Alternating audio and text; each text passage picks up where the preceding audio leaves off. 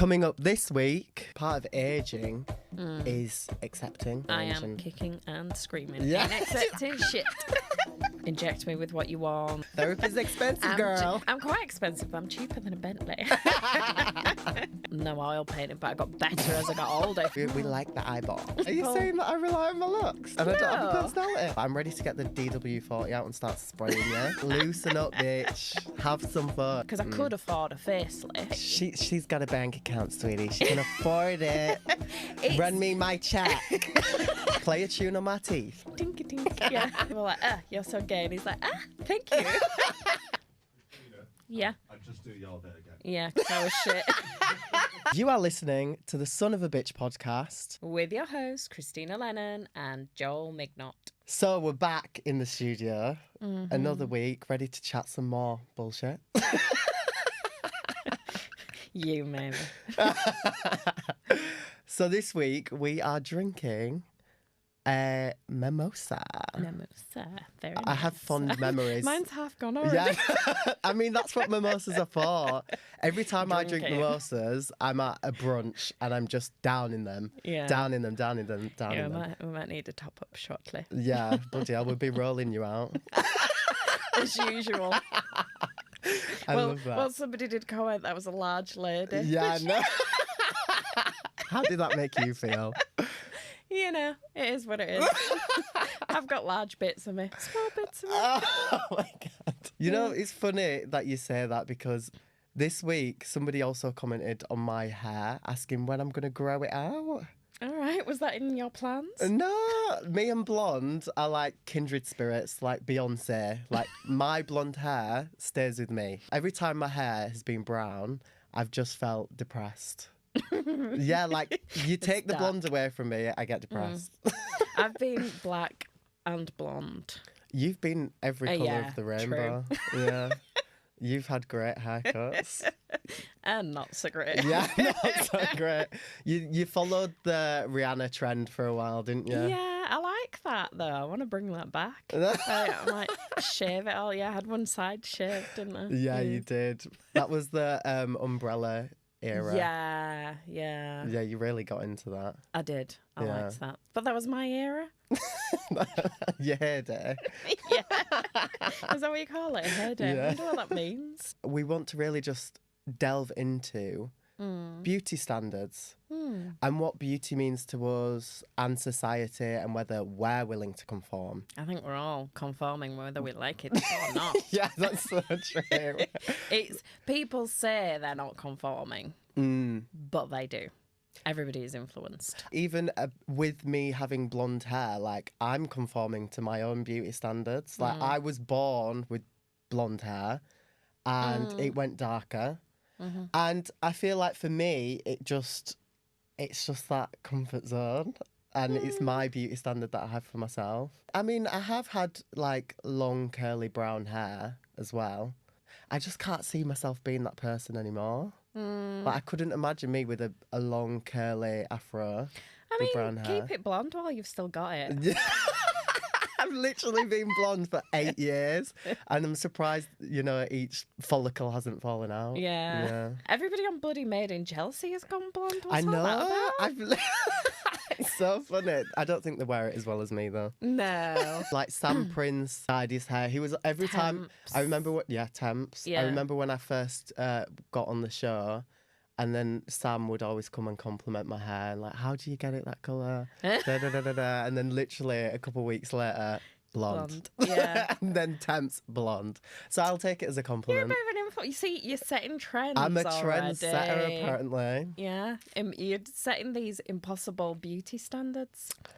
Oh, what's that mean? There's nothing impossible about this. I don't know. They might struggle to get the right shade of blonde. Yeah, and maybe. Everything else. Maybe. Because your hair's quite dark and it's afro hair, so it's even harder to get blonde. Yeah, I've got my own routine where I bleach my own hair, look in the mirror, and I section each thing. I've got a mirror behind me and a mirror in front of me, and I just do it all myself because I'm like, I can't trust anybody else to do my hair. I've done your hair.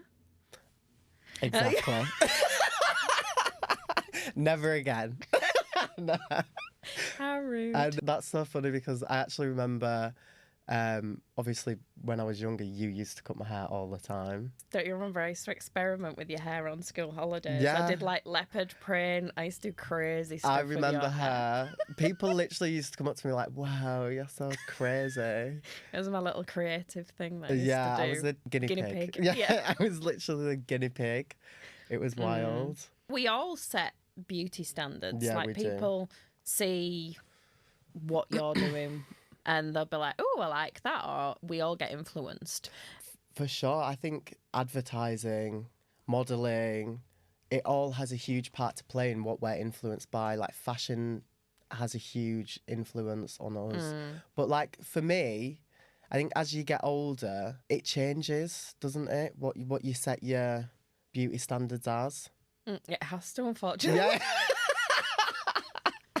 As everything starts to just melt and stuff, it's like, you have to be like, maybe I can't look like Kate Moss anymore. Because it's like beauty standards, yeah. As you get older, like my mum at my age, she could just let all hang out and be old. Yeah. You're not allowed to do that anymore. At 50, you've still got to look like a frigging supermodel. You've got to be in the gym, toned, like, ripped. I think there's nothing more graceful than like aging slowly and, you know. Slowly. I should say, sorry, aging gracefully. Exactly. In the press, women get a raw deal. Yeah. Like, you know, men, you see presenters, fat, bald, whatever, and nobody cares. Nobody cares. But women, it's, you look at the TV, presenter, old, grey, ugly, whatever, with a young dolly bird. It's always the same. I hear that. I see that. I think there is obviously pressure for men to look a certain way as well, though, because more so now. More so now. I know loads of men that, you know, when they start losing their hair, like, it feels like their life's over and they go through depression and all kinds of things. Look how many men are lining up to go to Turkey to get the follicles put in the front of the head. I have a little bit of a rant. Go on. Turkey teeth. I am not understanding it. Please comment, explain. I do not understand. Like, they come back with like plastic piano teeth. Or horses, like massive, absolutely perfect teeth.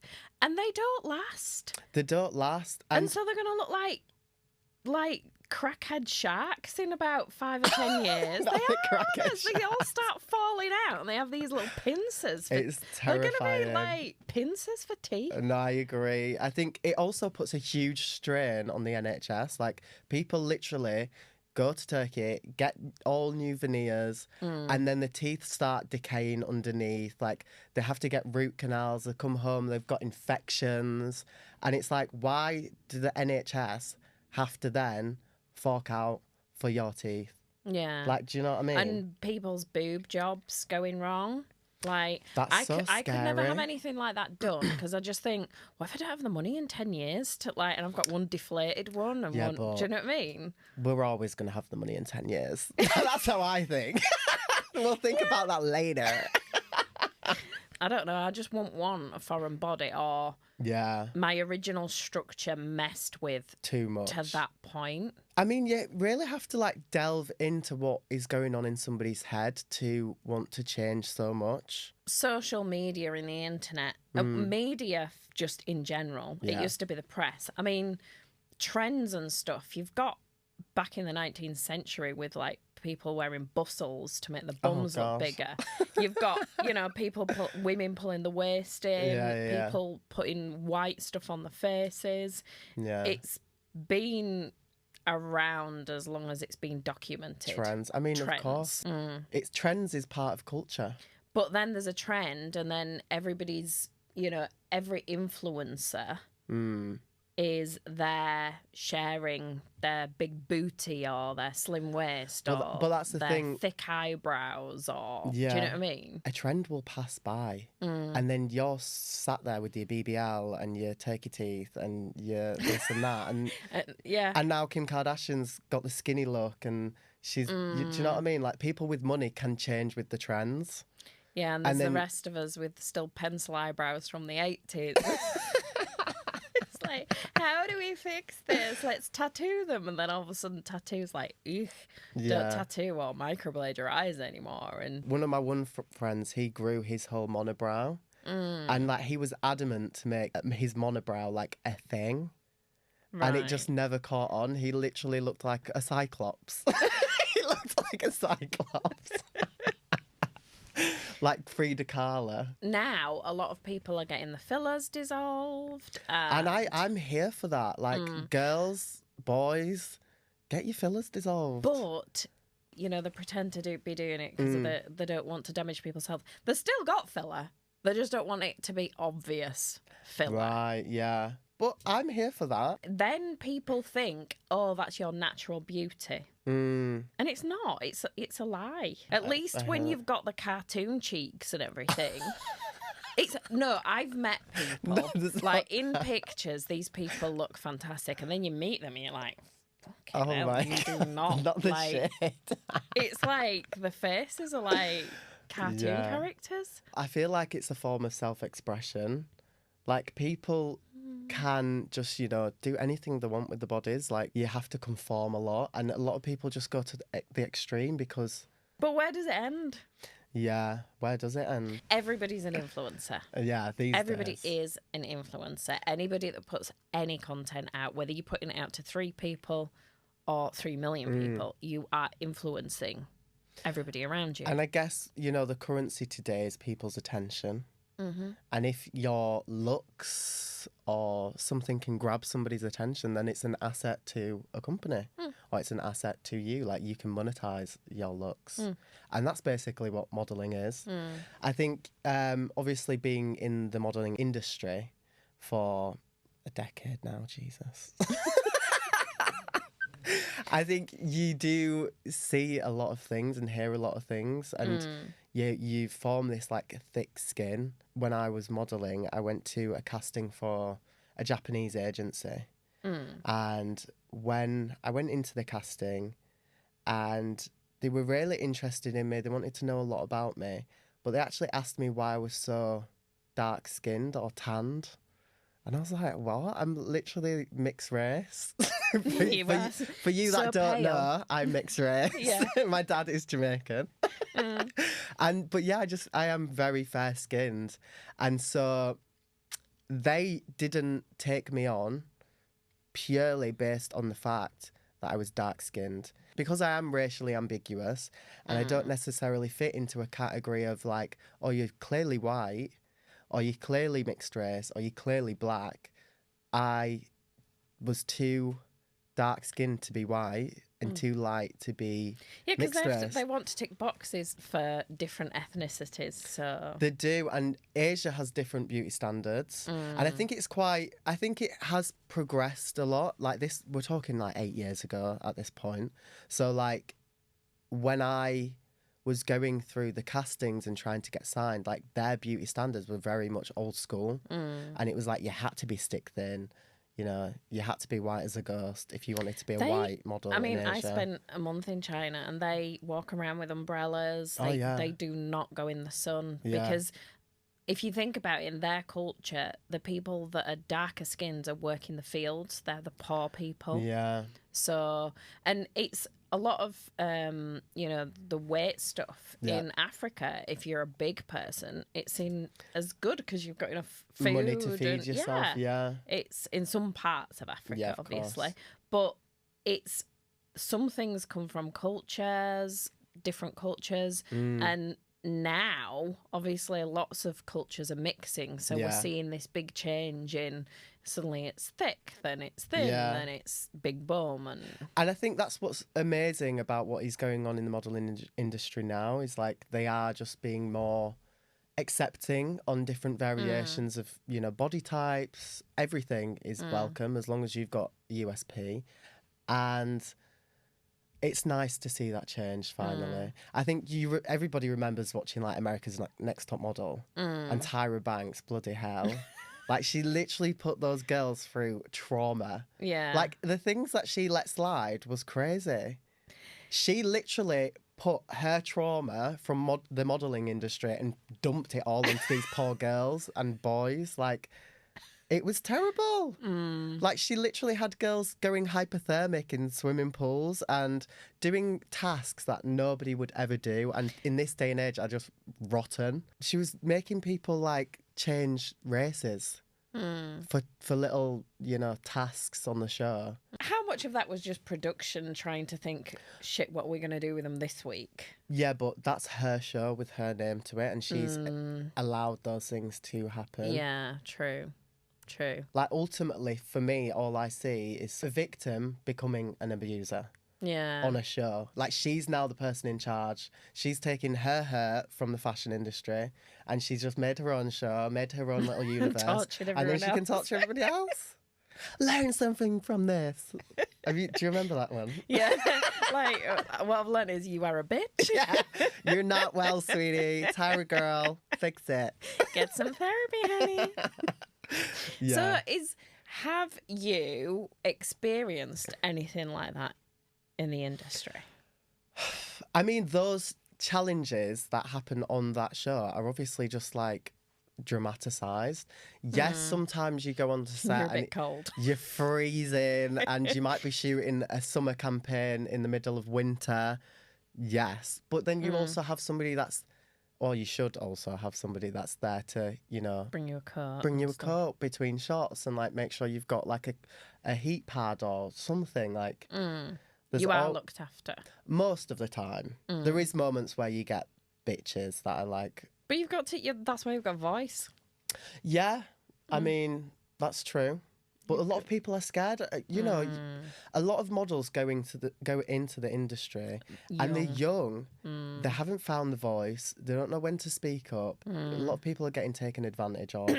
If you aren't strong and thick-skinned, it can, affect your mental health, for sure. Yeah. It can be a hard industry to be in. I remember me, when I went through my skin journey... The skin Not journey. the skin journey again. I will always remember, though, like, this one makeup artist was doing an editorial and she was whispering to the photographer and she was whispering about my skin. Loudly. Yeah, I was like, bitch. His skin is really bad. But she was looking at the images like, I can't do anything with this. Like, I don't, like... This angle's not good, like, you can see all these bumps. Like, basically, she didn't want to claim that work because my skin was bad. And it's just terrible. Like, for me to be privy to that at a young age has affected me. And so I think people in positions of power within the industry have a duty of care to young models. That's something I haven't seen. Like, now you've got like Fenty that are starting to do the body positive stuff, and Dove and Nike are starting to get on board as well, which is great. But they're only doing it because it's fashionable. Well, and it's supposed to be commercially the right thing to do now. So as the woke culture. Yes, yes. But I haven't yet seen any spotty people. No. I ain't seen anybody with bad skin. But this is the thing as well, like, you as a model don't get a say in the final images. You don't get a say in how much you are edited. Yeah. I mean, there is a few companies now that do say this is not edited. I've seen some pictures of you that I'm like, wow. Okay. It's true, though. Like, some of the images that I've seen of myself, I'm Who's he? He kind of looks like Joel. It's funny because there was a campaign that I did for this alcohol company. And the picture was on Old Street Roundabout, like the huge billboard. And I was like, wait a minute, is that me? I was like, that cannot be me. They'd caught me, like, mid-action. I had, like, my tongue out. My lips were nowhere to be seen. Like, I looked pale. My eyes were bug-eyed. My boyfriend messaged me, like, have you seen... Is that you? He was like, is that you? And I was like, unfortunately, yes. Like, I hadn't told him about it because I was so embarrassed. And till this day, he still takes the piss out of me. He walks around with his tongue out and no lips and he's like... Ooh. Looking like a turtle. Yeah, I just didn't look like myself. Oh my God. I looked like a phantom. But this is it. You do kind of sign your life away for stuff like that, don't you? You do. Same with TV shows. Yeah, I mean, I guess as a model, you are just a mannequin, and ultimately, you are there to sell a product, and that's it. Like, keep it pushing. Yeah. So it is sometimes demoralising, but there's also, you know... Yeah, sometimes they make you look fabulous. And sometimes they make you look fabulous. Sometimes you get paid loads, and sometimes it's great. But that's why I think as a industry, there's only so much you can get out of it, because, you know, fashion isn't emotionally fulfilling a lot of the time. It can be quite... And I think one of the reasons why you have been a model for so long is because you see models that like the Roman look or whatever, and it's only fashionable for a time. You don't fit into any one. You're not a trend. No, of course. So and I'm so thankful for that every day. Like, being myself, my external self, and how I present is a blessing to me. Like, being racially ambiguous, feeling like I'm in my own lane, being able to like express myself through my hair and do different things. Like, those are all blessings to me, and that's why I did stay in the industry for so long, because I did feel unique, I guess. Not do. Well, it's not.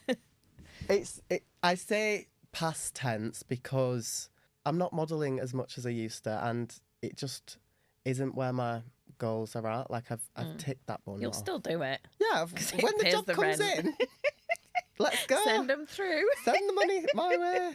I'm a professional, baby. I can still give it. Quick 1, 2. So there's that dangerous side as well to the beauty industry. Yeah. I think there was some study done on 80% of 10-year-olds in America had been on a diet. Whoa. 10-year-olds? That's ridiculous. Years ago, there used to be the heroin chic, didn't there? Like the Kate Moss kind of, or the Twig even, if you go further back. Yeah. That used to be, you know, gone, emaciated kind of look that was trendy, which is coming back, apparently. What was Kate Moss's favourite phrase? No food tastes as good as skinny feels. Oh, something like that. It was something like that. But that is like dangerous. That's indoctrination, really. Like, you are indoctrinating a generation when you're in an influential position. I think what happens is people get to be in that influential position, and then the media follow them, and then whatever they do becomes the next trend. Whatever they wear, whatever they're seen doing, then everybody's doing it. And it can be quite dangerous because you've got young people looking on their Instagram feed going, oh, I want a bum as big as hers, or a waist as small as hers, or cheekbones like that, or eyes like that, or... Do you know what I mean? I've got to say that I was definitely guilty in the past of face tuning and going the full mile. Like, if you go far down on my Instagram page, like, I look like an animation. I literally look like a different person because I was You fell into the trap. I fell into the trap, and I got into a cycle of not loving myself and then just conforming to these beauty standards, and then just like looking at what I can change about myself and trying to present this perfect image on social media when in fact it was actually killing me on the inside emotionally. Yeah. So now I don't do that because... I mean, you don't recognise people. There's all these filters now, and you're like, oh, even like LinkedIn. You go to a meeting, and you know, like a network meeting. I've done it in the past, and people have been communicating with you on LinkedIn, and then this woman or this man comes up to you and think, who the hell are you? And it's like, you are not the person that I was. It's like a completely different person. I'm dead. But people do. They choose the best pictures. Yeah. Who wouldn't? No, of course. Everybody's going to choose the best pictures. But I think using the filters. I mean, come on, when you've got bunny ears, or do you know what I mean? It's like, really? Let me ask you this question: What is? I don't think I want to answer already. What is your favourite compliment? I think back in the day it was probably like, oh, you're pretty, or you're beautiful, or something like that. Now, don't get many of them anymore. Apart from David. Let's get the violin out, baby. The littlest violin in the world. Cry me a river. Yeah.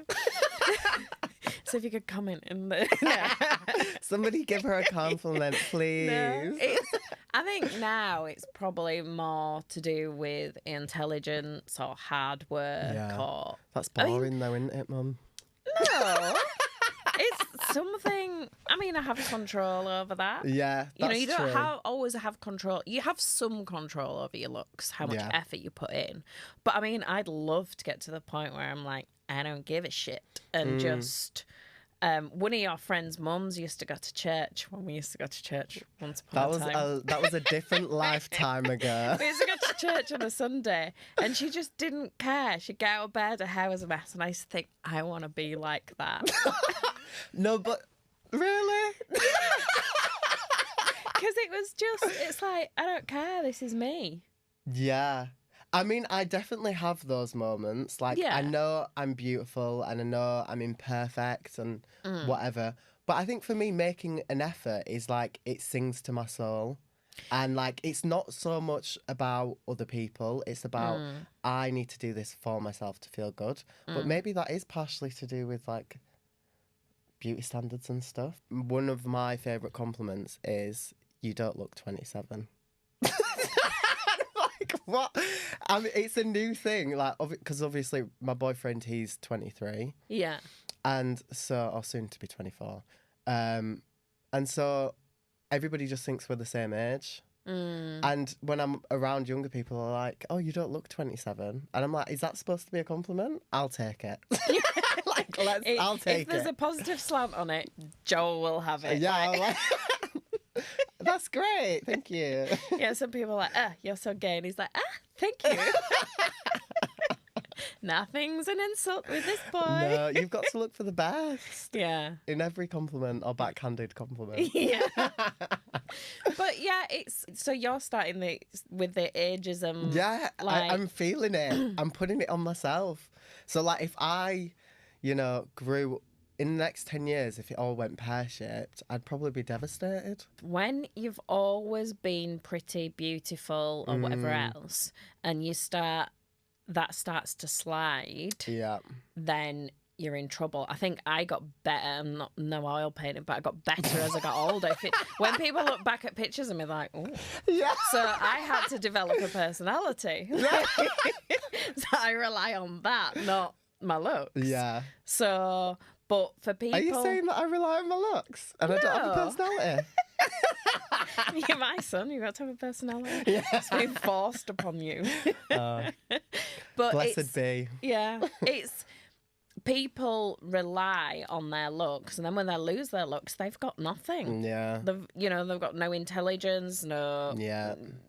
So I think for some people, and I think... beautiful people I see more have an issue with their looks. People that have been ugly from day dot are just like, nah, this is how I look. They don't care. And it's like, and I'm a bit like that. Do you know what I mean? It's like, I mean, I do obviously care to a certain extent, but when I have worked with people that have got self-esteem issues, and they are stunning people, I've worked with a model friend of yours, and she was beautiful, and she was worried about a certain feature on her face, and it was like, wow. Yeah. Do you know what I mean? You have hundreds of thousands of followers, and she thinks she's ugly. Yeah. And you see that all the time because they have such high standards that they are literally, critiquing every inch of their face, being their body. Yeah. And I think that can then be very dangerous. Yeah, for sure. So, because how do you get out of that? Yeah. How do you regain that sense of like beauty within you? Yeah. And it's like, I've had Botox and, I'd love to say, oh, I've decided not to bother having it, but it stopped working. So So you've literally tried like every different kind of Botox and pretty much, yeah. It's just I've been working. to 3 different places and they each one have tried different like sometimes I've been back to them 1 or 2 times and I've tried different products. And you can just become a worked. non-responder, which is what they're saying. Yeah. So literally I aged 20 years in the space of about 6 months because like I haven't seen these wrinkles for however long since I've been having Botox, which is really difficult. And it impacted my business because it was like, I don't want to do videos anymore. Yeah. This podcast for me was a bit of a like, oh shit, especially under these lights. Yeah. So, but when you're having Botox, then I've you know, I've had other stuff. I've like had vampire facials, this, that, the other. You start to want to change more and more and more, you know? It can be a really slippery slope. I mean, if I had... It's not about so much having the money, because I could afford a facelift. Yeah. But... She's got a bank account, sweetie. She can afford it. Run me my check. It's not about just being able to afford it. If it wasn't painful and there was no risk, I would probably look freaky because I'd have everything. Yeah, and that's the danger. It's like, how do you self-regulate? Like, if you have, like, one procedure and then you are just so amazed by the results and you're like, whoa, that was amazing. I love the reaction from people. Like, I've posted it on my social media. Everybody's complimenting me. And then you get into this cycle of like, it's like Pavlov's dog. You're getting the treats. So now you're going to get another one. Do you know what I mean? And then you put yourself in a situation where it might go tits up. You might have a procedure that, you know, puts your life in jeopardy. Or kills you. I know there's people that have had butt lifts. I think they're BBL is one of the most dangerous surgeries out there. If they nick just a vein... You can bleed out. Done. You're done. And, you know, it's... People literally risk their lives to look beautiful. Yeah, Or even look freaky with the turkey teeth. Yeah, no, it's true. And it's kind of scary. I want to have a facelift. I want to have my eyes done. I want a brow lift. But the thought of being put to sleep is just a little step too far because... I think if I died, I have then, like, affected your life for my own gain. Do you know what I mean? Yeah, it's like Joan Rivers. She died from surgery. Yeah. Oh, right. Yeah, she died from surgery. Yeah. Kanye West's mum died on the operating table as well. Surgery? Yeah. Oh. So it does happen. The dark side of cosmetic surgery. Yeah, Yikes. Scary. Yeah, it's not... That, I think, puts me off. But I'd have everything else. Inject me with what you want. Yeah. Do you know what I mean? Like, roll me with whatever. Pump in. I always just think less is more. And if you want to do something to actually just, you know, make yourself feel happier. Because some people go... their whole lives with a part of their body that they just cannot stand.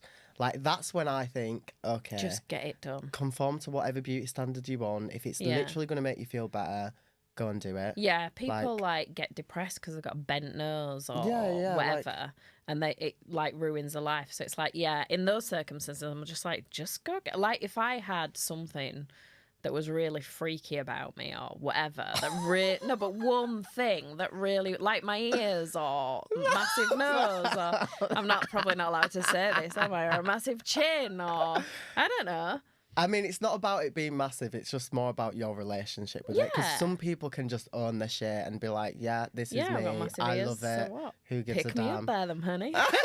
Swing around. Play a tune on my teeth. Tinky tink. Yeah. Again, I always say everything in life is about balance. Yeah, for sure. So, yeah, a little bit of a tweak, a little bit of a nip or a tuck. But when you're doing the whole Katie Price and you're having 17 boob jobs and 3 facelifts. I just find that really sad. Like, I look at Katie Price now and I'm like, oh, wow, that's like, it's deeply sad. Because ultimately she's been scrutinised probably her whole adult life and sexualised, hypersexualised. And a lot of women get hypersexualised. She was a beautiful glamour model, and she fell down that trap of, looking for validation within changing herself. But as well, it's about finances, because Obviously, she had a boob reduction. Yeah. And then she wasn't in the press as much. But I also think... And that's how she makes her money. She probably gets a lot of her surgeries for free. And it aligns with your mental health as well, ultimately, doesn't it? Yeah. Like, if you don't have good mental health and a good relationship with how you look, and you have access to all these things and all these surgeries, it is dangerous. And you end up not looking like yourself. I mean, I always wonder... Maybe that's what people want, though. Maybe people want to disconnect from who they were, or they might not like what they are. So yeah, but they need to change them from the inside. But that's what people don't understand. Yeah. Like, you have to do a lot of shadow work on yourself and, you know, therapize yourself and heal yourself to be okay with yourself. Maxwell Maltz, Psycho-Cybernetics, the book, I think. Oh, yeah. He was a surgeon that looked at self-esteem and things like that. That is the first ever self-help book, personal development book. And it's all about your self-esteem. The first ever? Literally. How old is it? Oh, it's ancient. Really? Yeah, it's really old, but it's one of my favourites. I've seen that book. Psycho-Cybernetics, go buy it. And so what does he speak about? So he talks about how these people are trying to change the exterior when they need to change the interior. Basically, it's all about self-esteem. But that can be so scary to some people and so overwhelming. Like, where do you even start with something like that? Well, it's the image of yourself. Yeah. You want to feel like this person. So it's a bit like, when people go, I want, I don't know, a £20 million house and a Bentley. It's like, why? Because it'll make me feel important. Because it'll make me feel. So you want the thing that costs money. It's not for the money. It's for how it makes you feel. And that is obviously rooted in an insecurity. So you're not actually coming from a place of passion and love and pure doing. No. You're coming from a place of insecurity. So it's like you get people that are really into cars. David's like into like his cars and stuff like that. So if he was to go out and buy a really expensive souped up car, it's not because do you know what I mean? It's a different kind of thing. It is still this makes me feel this.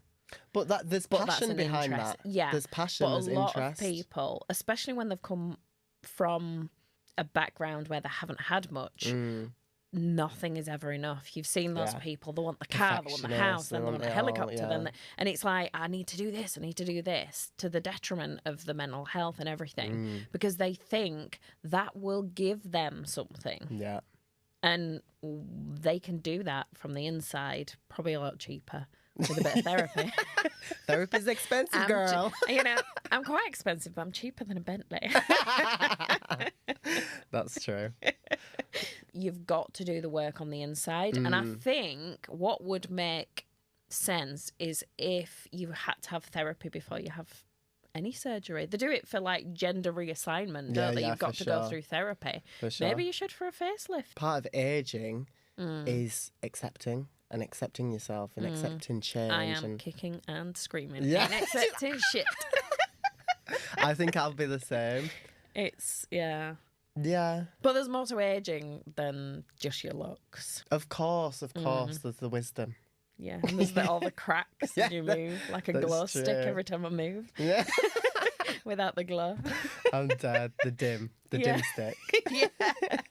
Cricking and cracking. Yeah. Why are you feeling the cracks and the creaks? Yeah, I am. I'm only bloody 27 years old and I sleep on a bed one night, a shitty bed, may I add. And my back's ruined. Yeah, you feel like... I can only sleep in my bed. Like, if I'm, out with my friends partying, I end up at an after party, I'm going back home. I don't care if it's all the way in Timbuktu. Like, I will get myself to my bed because that's all I can deal with. Yeah. But I need to sleep in my bed.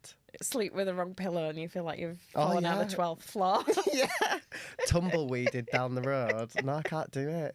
My bed is my sanctuary and she looks after me. It's important to be aware of when the media is pushing a narrative. Yeah. And catching yourself in those moments. Self-awareness again. We're back to self-awareness. Y'all need to be self-aware. Wake up. It is though. It's being aware of yourself and how much you're going down that journey. And yes, we all do to an extent. But again, balance. Exactly. Where are you on the scale? Are you going, have you got big piano teeth? Have you got, do you know what I mean, a hairpiece? Have you got the latest brows that are glued to your forehead? They'll be brushing them over the head next. The eyebrows. No, the eyelashes. I've seen them. What? The eyelashes. Oh, have you seen the extensions? No, I thought you were on about the eyelashes. No. When the girls get like the big eyelashes. That is another rant. When they're like birds' wings. Yeah. They're literally like this and they can't see. The hooded lash. Leah used to have the forest lash. Back in the day. Like, you couldn't see her. I was like, hello, when I would try to speak to her. And they must, like, develop they don't really want strong... any eye contact with people. Exactly, yeah. But they're so thick. They look ridiculous. You always see the girls on TikTok and the eyes are bright red. They're on the laid down on the bed getting the eyelashes done. And they look in pain. Like, they've got gunk coming out of their eyes because the eyeballs are stressed. I've had false eyelashes. I look a bit like a drag queen when I have false eyelashes, but less is more for me. I don't like anything that can come off, if you know what I mean. I know makeup can, but like, I don't want to have an eyelash like hanging. That looks 10 times worse. You've had that before, though. I have. That's why I won't do it anymore. I do it once, and I'm like, Your eyelashes are looking like the Cynthia doll. Yeah. Just like... It's that, like a bashed-in Bratz doll. Or it's like when you go out, you see girls going out, and they take a picture, and for 30 seconds they look fabulous. The boobs are taped up here, the heels and everything. You see them half an hour later after 2 drinks, and everything's like, I love one those tape's girls. come off. I used to own a bar, and we used to find, this is no word of a lie, every week there was some pulling knickers in the toilets. What's that? They're like knickers that suck you in. Oh, the girdle. Yeah. And people would obviously, they'd be out and they'd just get fed up of being like, or it'd start rolling down and then they'd just have a massive muffin top. So they'd just whack them off and throw them in the toilet. Oh my God. But it's stuff like that. If it's going to come off and I'm going to look crazy, I don't even want to start. Can I just rave about the girls that go and spend like 3 hours beating the face, getting ready for a night out, and then literally 3 drinks in, they look like throwing up and Quasimodo. That's exactly that. Like a gremlin. Yeah. Like, I'm obsessed with those girls. Those people that make such an effort for the gram, for the picture, and then they just look. But horrific. I like that mentality because it's like I can also just have fun and let my hair down and just go crazy. Like, I think that's what I like is like you can make the effort and then you can just say, fuck it. I've made the effort. I've done my thing. I got the picture. There's evidence of. Let me actually just have fun. You see some girls on a night out and they just want to look pretty and not like let their hair down. Like I can't stand that. Yeah. You look like a bloody stick insect in the corner, like stiff. Like, I'm ready to get the DW-40 out and start spraying you. Like, loosen up, bitch. Have some fun. Beauty standards are nuanced, I'd say. It's not black and white. There's grey areas. But as long as you're, like, aligned with what you're doing and you're aware that you're not just falling down. Self-awareness. Yeah, it's self-awareness and you're not letting anybody take advantage of you or... Do you know what I mean? Like self-awareness and balance, I think, balance is everything. Key. And as long as you can have fun with it, if it's making you feel good and you're having fun with it and you're not doing it for attention, then go So off. what if you are doing it for attention? Well, everyone does everything for attention. Yes, we like the eyeballs.